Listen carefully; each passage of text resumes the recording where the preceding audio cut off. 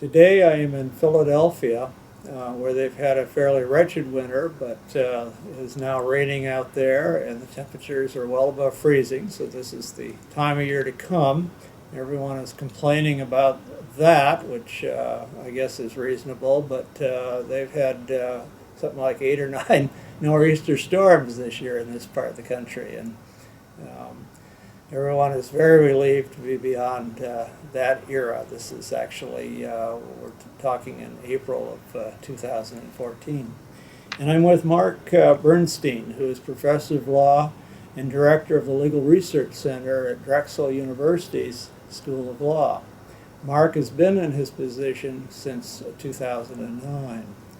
Mark, as is sort of our custom in these conversations, could we begin by you describing your life both when you were young and perhaps today? Sure, Pat. Well, I grew up in the western part of the state in Pittsburgh, and was raised there, went to the public school systems there, had a very good education in the city schools, and then typical kid life back in the 60s and 70s, I guess you'd say. Things were a little different then. Went with friends, downtown. We didn't have, I grew up in the city, in a neighborhood in the city that's still very vibrant. But we would, go to the bowling alley down the street. We'd go to all the movie theaters were downtown.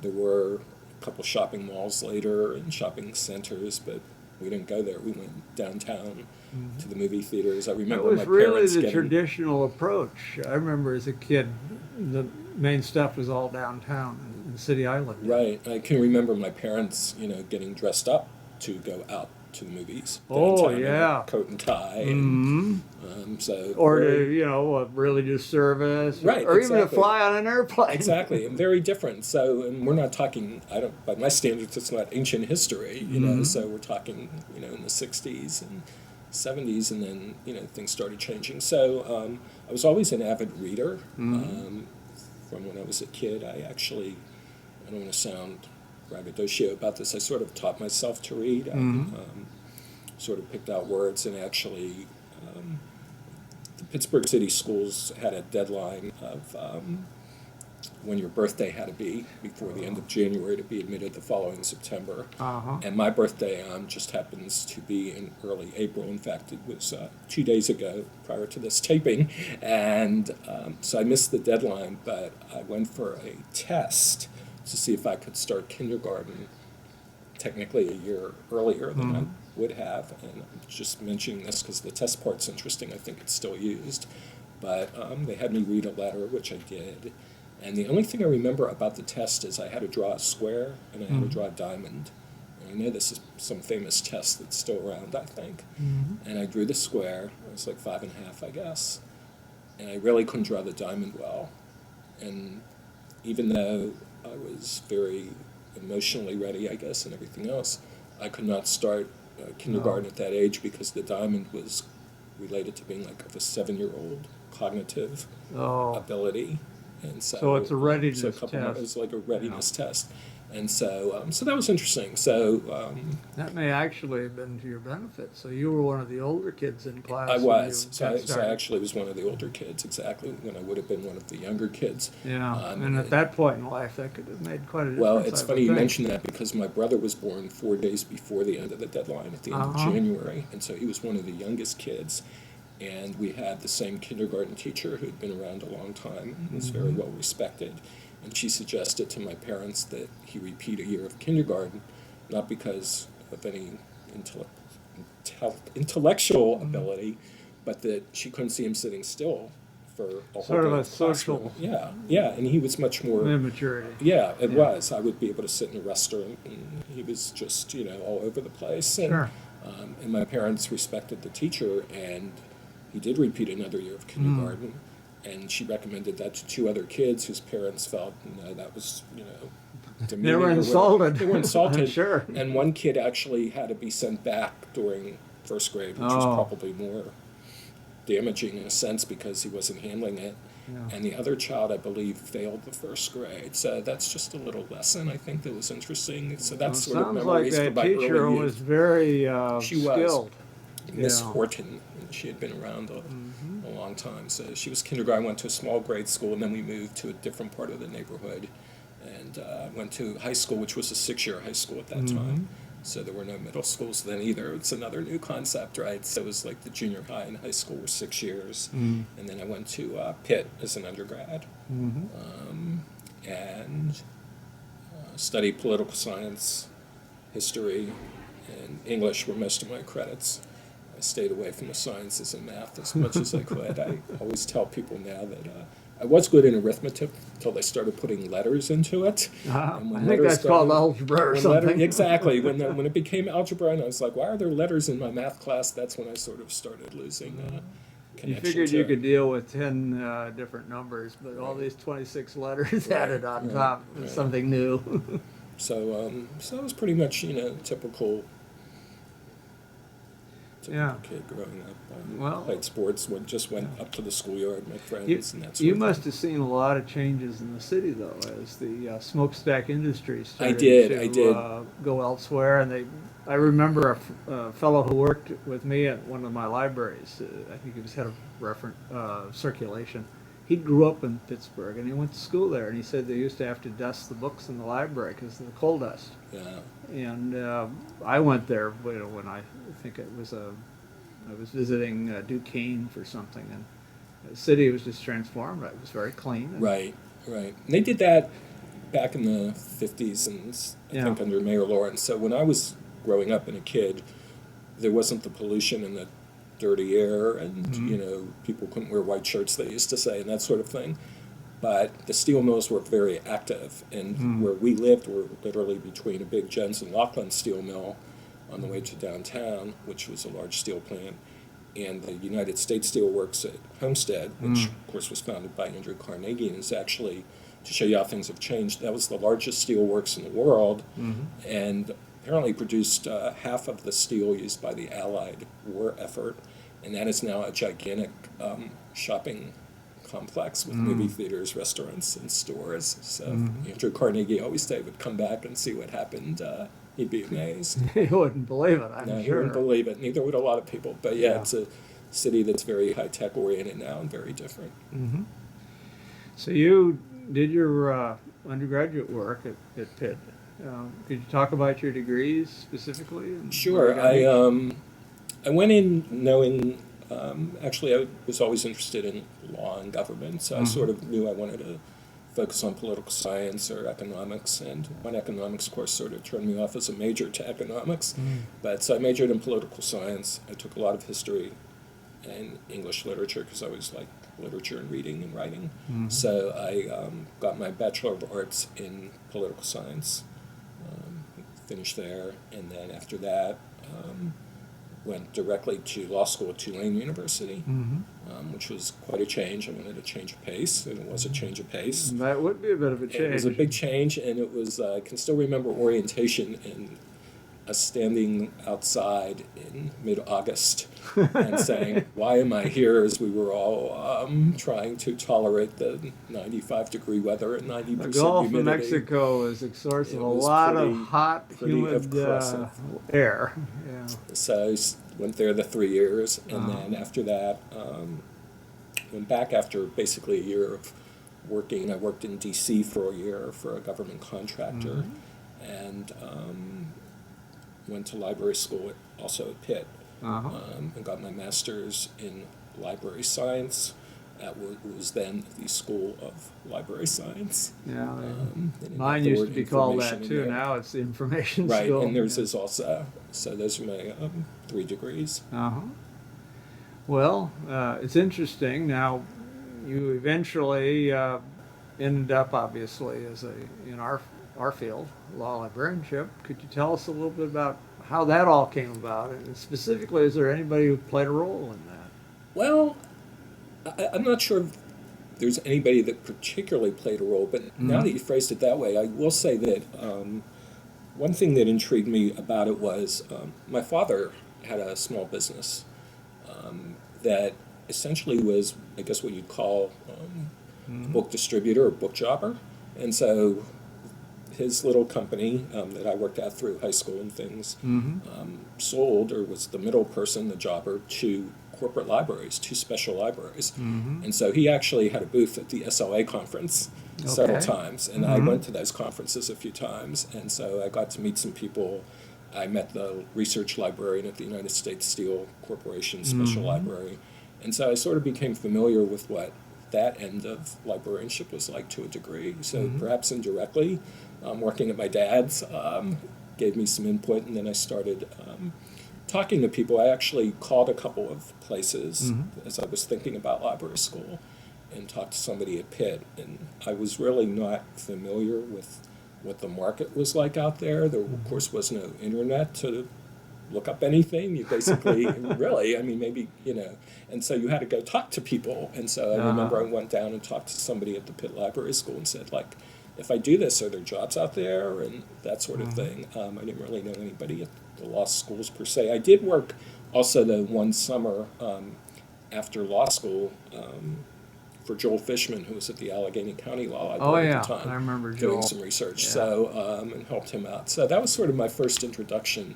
directly into law libraries, and so it was really a good move for me. And so I went, talked to the people at Pitt, found out I could do it in 1 year, continued to work at my dad's part-time, and got my degree and started out. You must have impressed somebody along the way, because you have an interesting and very actually prestigious background as you work your way up now to Well, your present thank you. job. You were at Duke, you were at Columbia, and at St. Louis.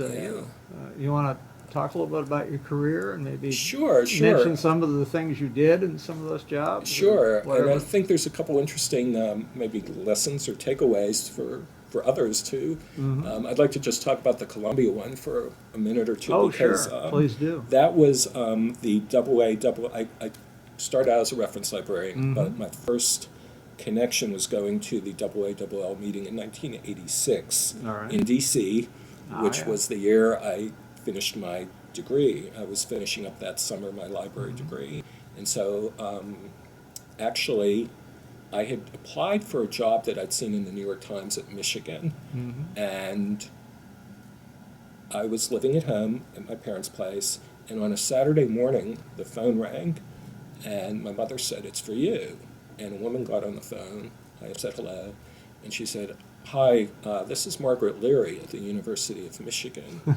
And I had this shock, which she couldn't see, of course, that somebody was actually calling me. And we talked for about 15 minutes, and I said, I was just finishing school, and I really didn't think I was necessarily ready for a position in Michigan, but it was a reference position.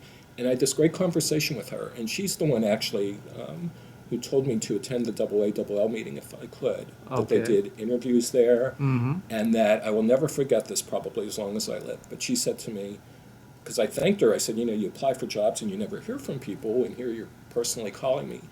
And she said, well, I'd like to treat people the way I like to be treated, and someday you'll be a colleague of mine, and I may need you for a favor or something. She And I've was never very forgotten honest, that. but it's very sensible. And it was. And so I went to the AALL meeting. By that time, I had made a contact with a friend who became a good friend at the University of Pittsburgh, Mark Silverman, who's still working at the law library. Yeah. And I sort know of Mark. shadowed him at the conference and had some interviews. And without going into too much detail, one was with Columbia. Scott Pagel was there at the time. Jim Hoover was the director, but Scott was the head of public services. He was hiring people. And to show you again how things were different, no cell phones, no internet, as you'll recall, the placement office at AALL, you went in and you looked at the bulletin board, and there was an exchange of notes saying, do you want to meet with me? Can you meet at 3 o'clock? And I was only going to be there for a couple of days. I wasn't staying for the whole meeting. And so I literally wasn't able to connect with him. But for some reason, before I was getting ready to leave at about 3:30 in the afternoon, I said, I'll stop back in the placement office. And as I pulled the note off the board that I saw was from him to me, I heard somebody go, Mark, and it was Scott. And he was just sitting in the placement office, and he said, sorry, we've missed each other. Do you by any chance have a few minutes now? And I said, sure, I just need to make a phone call because somebody was going to be picking me up.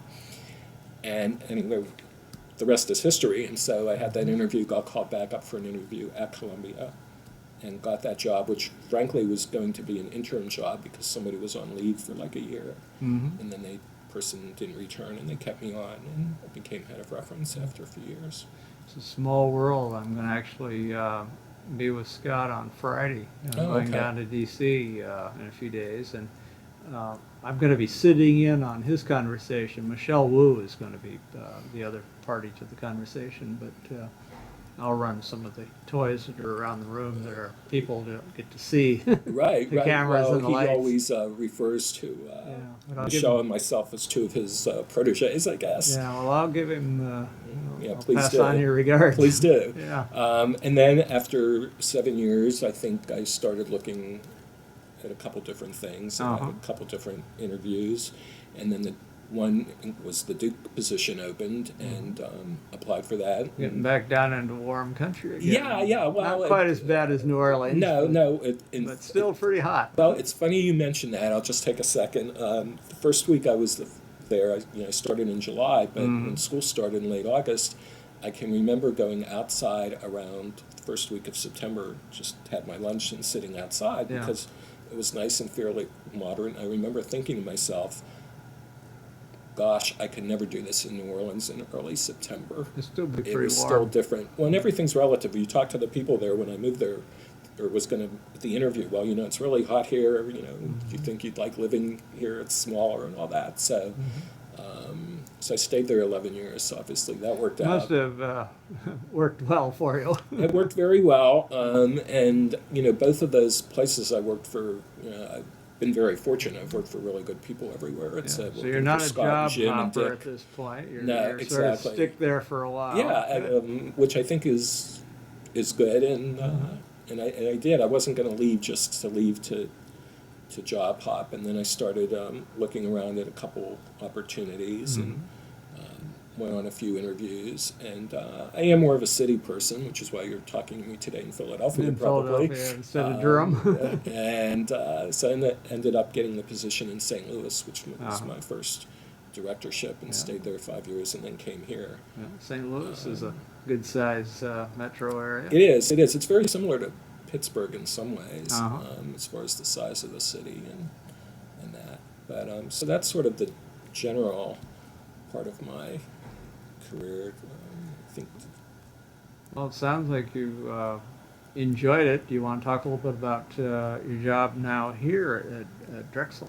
Sure. So I was looking at opportunities to maybe come back east, and Drexel was looking for a new director.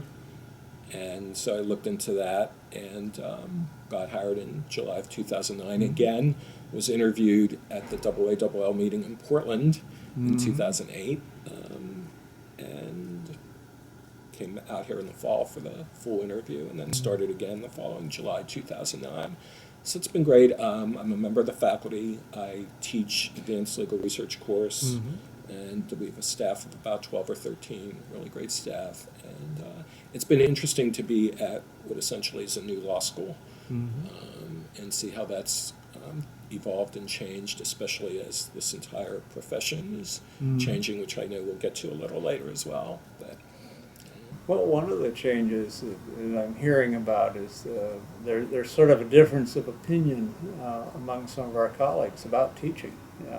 Some of them take the position that the administrative role of being head of the library, and maybe other things like technology, which many of them oversee, is itself so consuming that they don't teach. But you do teach, and you have any thoughts about well, the pros and cons on that? Yeah, well, I do teach. I guess I'd like to go back a little bit just to tell you a little bit about some of my teaching experiences, because I think that helped drive why I think I enjoy teaching this you've course. taught it in prior jobs, I've too. taught I in know prior that. jobs, and, Yeah. and it's not always, I think people sometimes make I don't want to necessarily use the word mistake, or misassumption, that teaching means, a formal class. And so I started out really at Columbia. There was a professor who taught an undergrad political science class on the Supreme Court, where the students essentially wrote a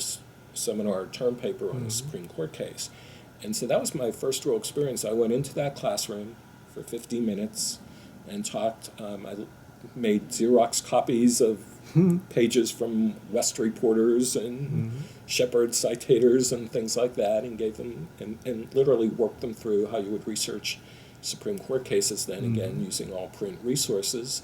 And I did that several semesters at Columbia, and then, of course, we had the informal, some teaching of the first year. We weren't directly involved in their first year program, but library tours and things like that. So I think that all sort of goes hand in hand. And then when I went to Duke, the legal writing program changed as I was there over the first few years, where the librarians were directly involved, but then we team taught sort of with formal legal writing instructors as they went to more of a formal legal method program that was just coming in. Yeah. Exactly. A lot of law schools were developing a group of faculty whose focus was research and writing. Right. In fact, you sort of refresh my memory now. When I started at Duke, actually full-time faculty taught the research course. At Tulane, interestingly enough, David Combe was the law librarian there, and he taught our legal research and writing course. Yeah. And the only other person I remember was a third-year student named Jan, who was our senior fellow, I think they called it, who assisted with the class. But at Duke, once they hired full-time legal writing people, the librarians, about 4 or 5 of us, linked up and team taught the research component over a couple weeks that tied in with the problems they were working on.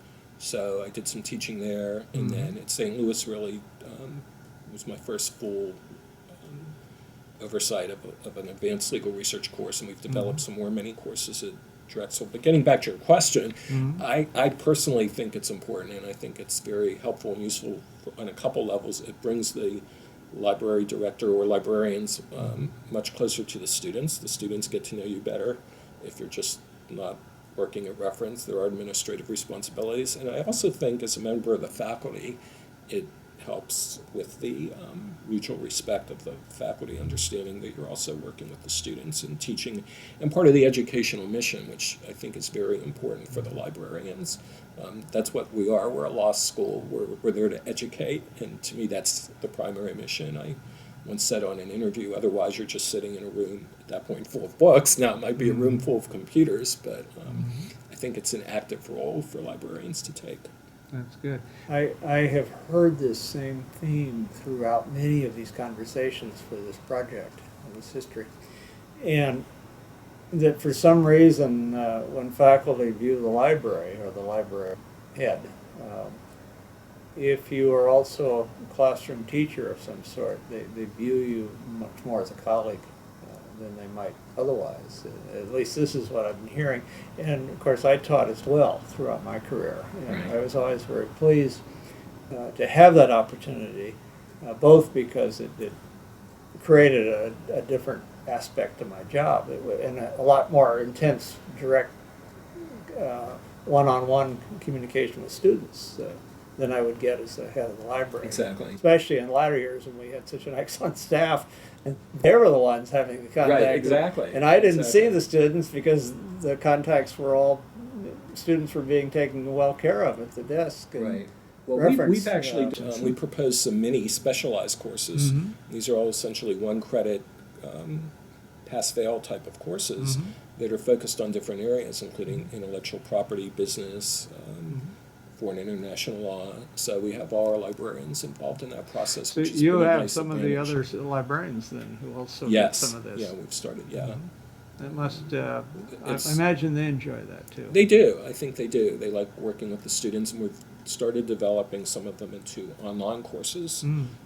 I've actually developed mine into an online course, and I'm doing it this semester for the first time, and it seems to be working out fairly well. Sounds interesting. Now, sort of moving off of your day job, shall we say, Okay. day jobs, yeah, you've also been active in association work. You've been co-chair of some committees. You want to talk a little bit about some of what you've done? In Sure. that I may sphere? I may jump around as I Well, that's perfectly remember some all of the right. things. Okay, I may not do Yeah. it necessarily in chronological order, but Well, for our audience, we don't rehearse this in advance. Okay. I mean, I know I was on the placement committee once, having gotten a couple of jobs working through the placement office. I was appointed or applied and was appointed to that once, and that was very interesting to see from the inside of how it works and some of the policies that were involved. I was on the recruitment to law librarianship committee. That was an interesting time too, as we were looking at ways to try and recruit more people into the profession and talk about what we could do. I remember having meetings where we discussed going out into high schools, down to the high school level, and speaking to people about librarianship generally. I also was asked at one point to chair a strategic planning committee for the the academic law libraries, SIS. So I worked on that, and I also, a few years ago, with Merle Slyhoff, who you'll, I believe, be talking to later today. Yeah, she's one of our hostess today. She actually, is. We're here at the University of Pennsylvania. That's and, right. I met Merle actually when I started at Columbia, because I got involved in interlibrary loan as part of my job, and we used to have these Northeast consortium, sort of the I-95 consortium with Penn and the schools in New York, and so we had some meetings here and there, and that's where I first got to know Merle. But she and I co-chaired the annual meeting. It was here in 2011 in Philadelphia. It's coming back next year. Yeah. So that was interesting as well. My first annual meeting was in Philadelphia. That was back 1968. And we stayed in those days at a hotel down near where the Liberty Bell all is. And it was one that my parents had stayed in about 20 years earlier. My father had come back, and my mother with him, on the train, as was the custom in the late 40s. And they stayed in this hotel for the American Bar Association meeting. And my mother always remembered how hot and miserable she was because it was midsummer, and Philadelphia is warm in the summer. It is, to say the least. Here too. She said she would take about 3 baths a day just to cool off. And when she found out I was going to be in the same hotel, she was beside herself with concern that her son would be in the same state. Well, funny. they had put in air conditioning over the years, so it was very convenient and very, very comfortable. But it was a good meeting. Yeah. So you're going to have us here again? We're going to be here again next year. Yeah. And it should be good. I think it's a good site for people. I think people like the ability. It's very a good walkable. location. It's a good location. It's very Yeah. proximate to a lot of places, and it's very walkable. And there's a lot to see. I know when I came here in 2000, I'd been to Philly as a kid a couple times, but was able to go out and see some things. And I think that's what people like at the meeting, to be able to get out and about too. Not, including attending the programs, but. Well, I another theme I've been picking up throughout many of these conversations is I think Frank Hodak terms that we're living in difficult times. Budgets are not as generous, perhaps, as they were at some point, although we never considered them that generous even in those days. But having the meeting here in the East, now I shouldn't say this, but I do live on the West Coast, so I guess I can. But there are an awful lot of our colleagues within relatively short distance of Philadelphia or any of the cities here along the Northeast Corridor. And so having the meeting, hopefully more of them will be able to come, even though travel budgets are not as robust as they once were. And that would be nice. Yeah, and I think that's true. I think that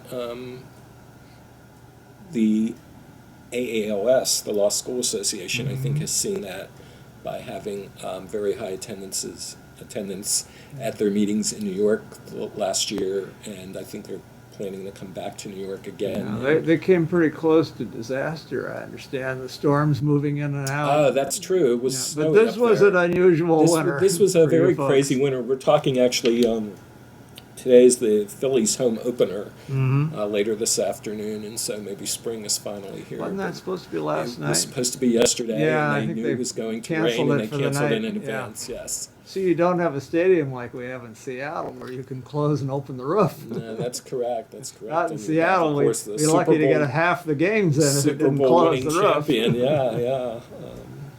Well, that's yeah, interesting. Now that stadium doesn't open and close. They figure football can be played in Right, anything. right. I think that's some people's attitudes. Yeah. Yeah. Well, it can be. It can be, and I've sat through many cold games living in Pittsburgh, both into college and pro levels. Yeah. Well, you know we're sort of on the side now, but the Seahawks played, of course, for the Super Bowl. And Right. I became a Seahawks fan sort of throughout the process this year. You get a real winning team, Yeah, you get kind that's of what happens. enthusiastic. But it was in the Meadowlands, I believe, just outside New York, up in New Jersey. Right. And we were all worried. In fact, I think there were contingency plans because of your winter to play the game either Friday or Saturday or even Monday if they had There to. were. They had that a whole weekend. contingency Yeah, plan in case people couldn't get to the city. that's right. Well, they did play the game on Sunday as scheduled, and it was beautiful. It worked out well. The Right. weather was good. And I understand 5 hours later, your next storm hit in that area. Yeah, I mean, we just had so many. We actually, universities don't close that often. School districts do. But we were closed 2 days, totally closed 2 days in advance. We were sent home at noon one day. So last year, I think we had a total of 4 inches of snow.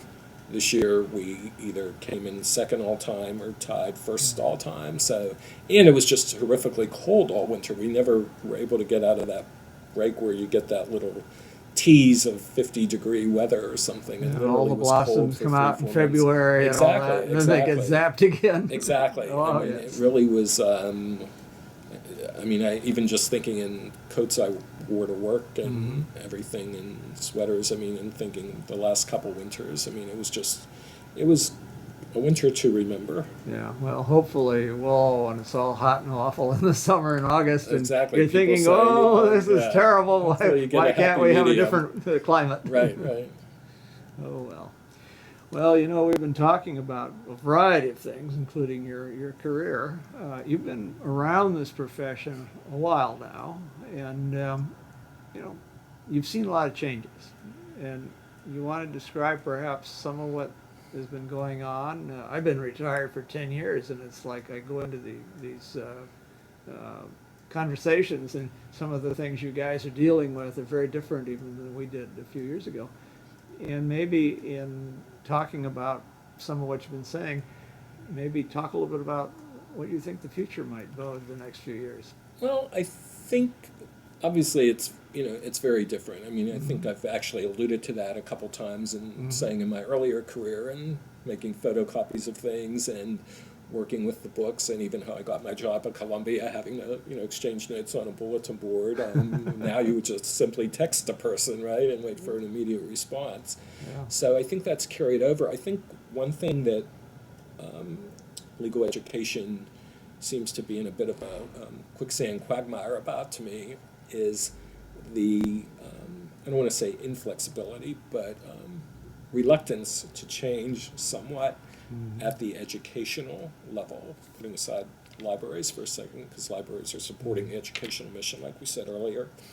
But, I was actually speaking with Merle a little earlier, and we were talking about how, when I went to law school, as people starting law school today are taking the exact same courses in the exact same way. And I know there are people that know a lot more about legal education and first-year courses than I do, and it should probably be done that way, but it just strikes me as unusual that the pedagogical nature of how legal education is occurring is basically the same as it was 30 years ago, maybe 80 years ago, and I don't think you'd find that in other professions. And I've been to conferences where they've talked about, they've had people from medical schools and things. So I think you are seeing changes, though, with more experiential learning and practical type courses being Certainly provided. the practicing bar is pushing the law schools, from what I hear, to prepare people a little more for the real world. Right, right. We have a good internship co-op type program here at Drexel, where we have partners that enable people to go work as interns at different settings that they're interested in. On the library side, though, and what we deal with, obviously the changes are immense. I mean, I can think back when I was at Duke, and we started canceling the Shepherd citators in print. Oh, heaven forbid, huh? Yes, exactly. And so that was the first step. And now at Drexel, it's interesting because I see emails from time to time that are sent out by my colleagues. Have you thought about, for example, canceling all the state codes in print? Well, I was not the initial director at Drexel. Chris Simone, who was the director of Northwestern many years, of course, was the founding director of Drexel, and Drexel's decided to start out really heavily electronic. And so we didn't start with all the state administrative codes. We didn't start with all the state statutory codes. So all these schools that are now contemplating cancellations for financial reasons and non-use reasons, and because these resources are available electronically, we didn't really have as much of that. We focused more on the monographs and non-redundancy and relied on electronic databases. So you're seeing a lot of change there. I see change also in the way my course is taught and what people respond to as far as the way they do the research and assignments, and find myself changing. You know, I am an advocate of things like Google and beginning your searching and starting out.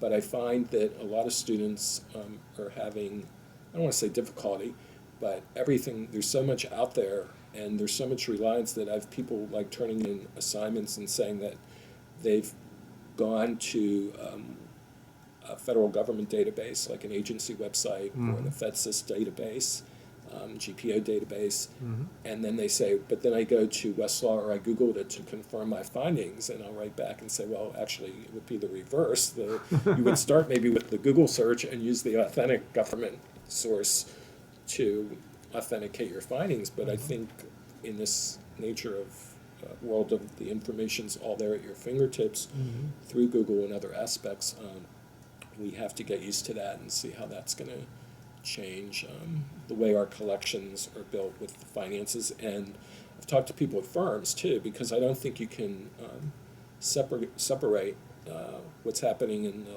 marketplace where we're sending our graduates Firms to have been telling us for years you shouldn't try and separate it. Do what we need. Right. And so one of the things I've done in my class actually for several years is bring in a few librarians from firms and other places, not because the students are going to be librarians, but to hear about what it's like to be a young associate and work in the libraries. And they've talked about, that they may not always have access to all the multiple platforms that the students have now. And I think the students, realize that, but it's sometimes very easy to get caught up in it, and then they go somewhere and they don't have it. So getting back to our discussion earlier about educators, I think that is a critical role, is to introduce, and I always say to introduce the students to the array of information that's out there, and that help them make the best decisions of what access points they can use to get there, because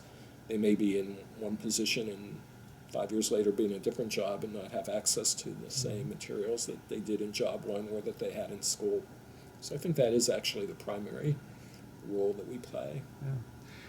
Well, it's really just a continuation of the role that we as librarians have played before. I mean, as the amount of information has gotten greater and greater, and of course, even in my career, when we started to get the digital and we had the microfilms and microfiche, it was helping people learn how to research effectively and efficiently as much as possible.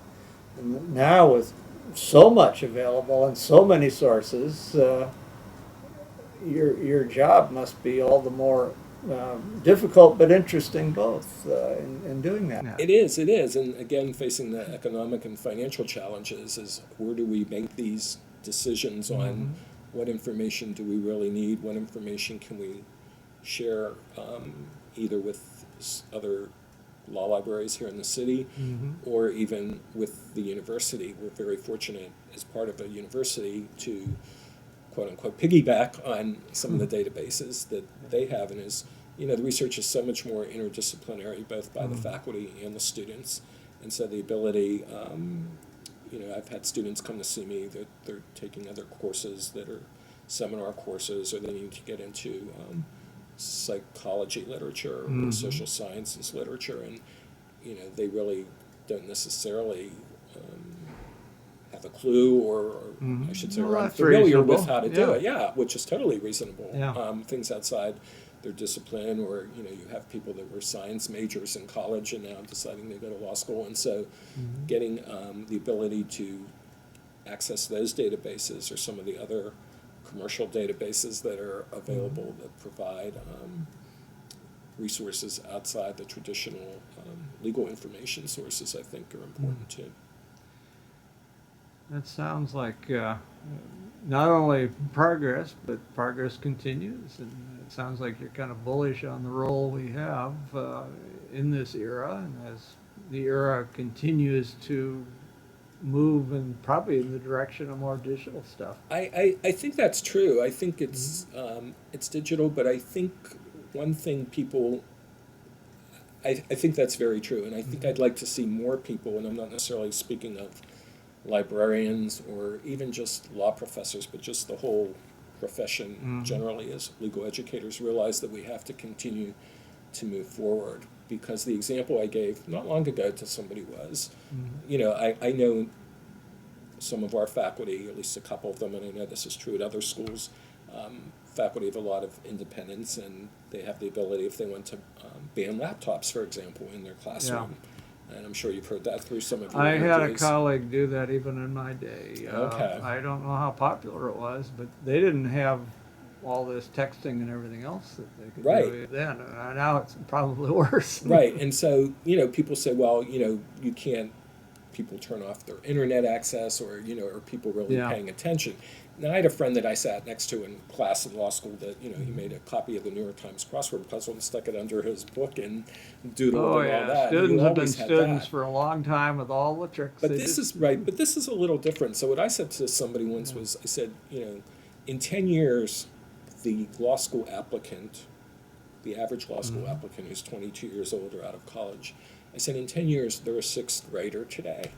I said, now, I find it extremely hard to fathom that you'll be able to attract students who've come up through an entire school system using laptops, doing their homework on laptops or tablets, or however you want to phrase it, whatever term you want to use, and then coming to something like law school and being told in a class you cannot take notes or use your laptop computer.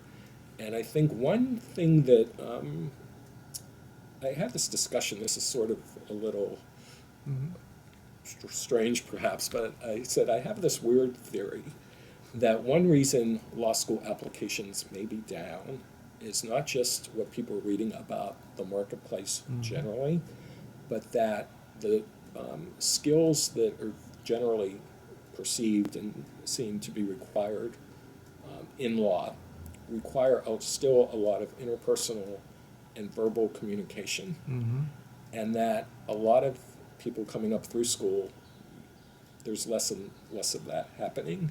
You see that in the commercial sector, people are ordering things online, you hear people not talking on the phone, people are texting, email, and like I said, this is sort of strange. I have no empirical data to justify this at all, but I sort of in the back of my mind think, I wonder how many people, because of those people skills, let's say, or interpersonal ability to want to communicate in person and talk, whether it's in a courtroom or with a client, are being shied away and tend more towards things that help them more with technology. It's just something that struck me It's one an day. interesting insight. You know, I guess I have seen in schools, as I was still active, law students coming in, we tell them you're supposed to do your work independently of each other on certain assignments. But they had come up through school systems where the idea was you get groups of students to work together, collaborate. Exactly. So we had to change their mindset and their culture a little bit in that direction. But it sounds like now we need to change it sort of back. Well, I think you've actually hit on something too that's been discussed a lot lately too, and that's the whole collaborative learning. And I know our university library is trying to create environments, learning environments. We could really use more study rooms in our facility. We have several, but Yeah. those are always in demand because Yeah. of group study. And it gets back to sort of the nature of law school. It was the traditional, the old look to the left of you, look to the right of you, and very independent. But when you think Yeah. about what somebody's going out there and working, you are going to be working in a collaborative part of a team. And so it does go to that verbalizing and being able to work almost in groupthink. And I think law schools should think about the more collaborative way and being, focusing on collaborative learning and less on this sort of independent, almost adversarial approach, which was always the traditional laws, adversarial by its nature. Worked for Langdell 125 years ago. It still works for some people, Exactly. but you're right. It doesn't work quite like it should. Well, and perhaps. if I may, I was also on an ABA committee for a few years of the that sponsored the Bricks and Bytes Law School Building Conference. So I was on that. As was Paul George, who you'll be talking to here, and his another host here at Penn. Later this we were morning. in at the same time, but we had a speaker. I was involved in two different meetings of that. One that was held here at Rutgers, Camden, actually, and then a couple years later, I stayed on the committee, and we met out at Thomas Jefferson Law School in San Diego, which was quite nice to go there in March. Yeah, San Diego is a very nice weather at this time of the year. It was a great time of year to be there. But we had, I forget who knew the person, but we hired a speaker, and this is going to circle all the way back to my high school in a weird sort of connection. But one of the keynote speakers was a person named Mark Valenti, who had a technology group there called the Valenti Group, I think, but I'm not sure, that he was head of. And he talked about law school buildings generally, and he had a lot of slides about classrooms. And he talked about these kids that were 12 and 13 and the internet sites they went to, not just things like Facebook, but these Tumblr sites and photos, and how social media was impacting things, and how the classroom configurations. I hear this from my colleagues in business libraries, right, in the business school, that there's more of a face-to-face collaborative look, and the classroom, traditional stadium, atrium classroom, or whatever you want to call tiered classroom, doesn't allow for cross-communication as much, and law schools have to start thinking differently. And he used a sentence that my staff continues to tease me about, because I'll say it sometimes, it's become a running joke. But he said, "You can't think like you."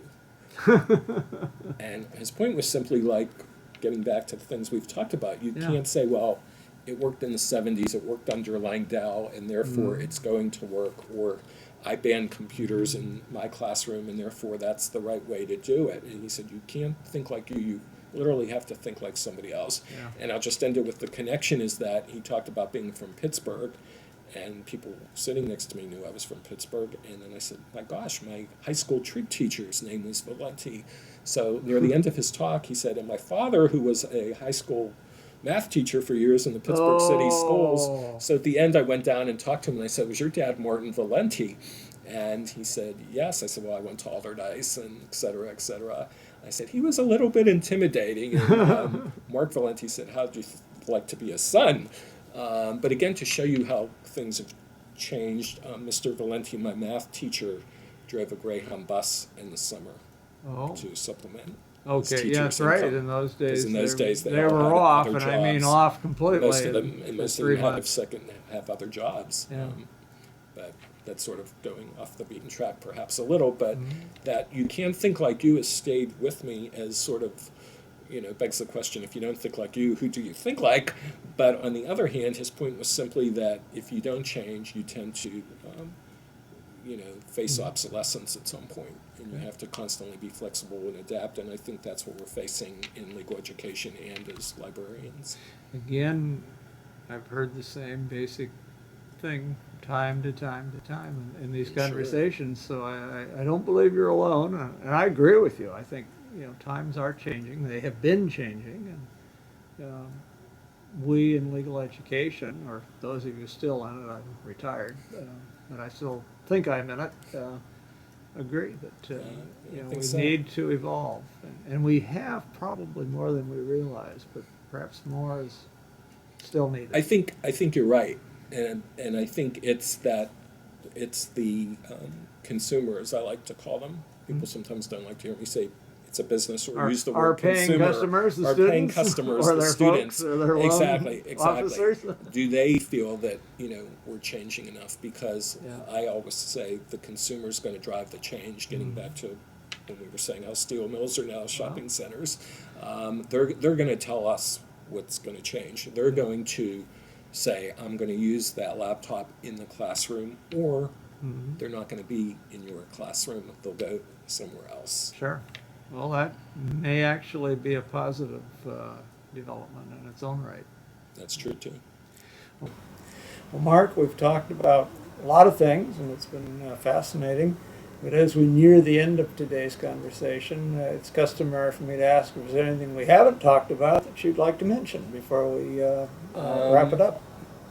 No, Pat, I really don't think so. This was really enjoyable. I really enjoyed this, and it was interesting as things came to mind, spurred on by the questions you asked. Well, thank you. It was very flattering to be asked to participate in this project. Yeah. So thank Well, you. If anybody who's watched very many of these will pick up very quickly how pleased I am to be able to be part of it too. Definitely, It's a lot of fun. Yeah, thank Yeah. you.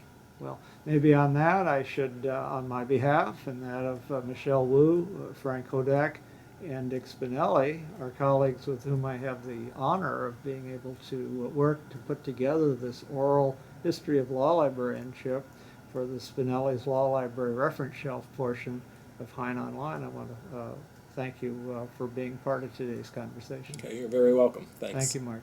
Thanks, Pat.